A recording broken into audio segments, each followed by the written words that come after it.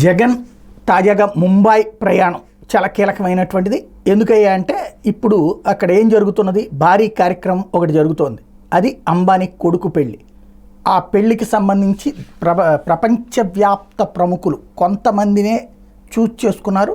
అందులో మహా బిలీనియర్ల దగ్గర నుంచి సినీ నటులు, ప్రపంచ సెలబ్రిటీలు ఉన్నారు.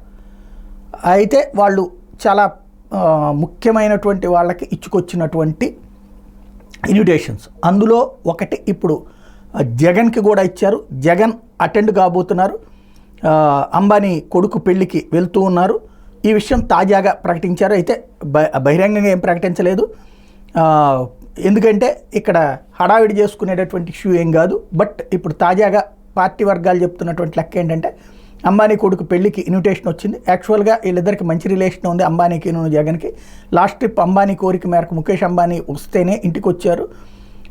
ఇంటికి విజిట్ చేసినటువంటి సందర్భంలో వాళ్ళ తరపున ఉన్నటువంటి పరిమళ నత్వాన్ని ఎవరైతే రాజ్యసభ సభ్యుడిగా ఆయనకి ఇవ్వమని అడిగితే జగన్ వెంటనే క్లియర్ చేయడం.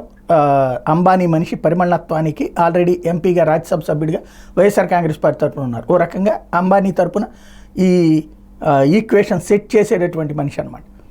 ఇప్పుడు ఆ కోణంలో నుంచి ఉన్న రిలేషన్ కారణంగా అనుకుంటాను అంబానీ పిలవటం, జగన్ అటెండ్ అవుతున్నారు పెళ్ళికి.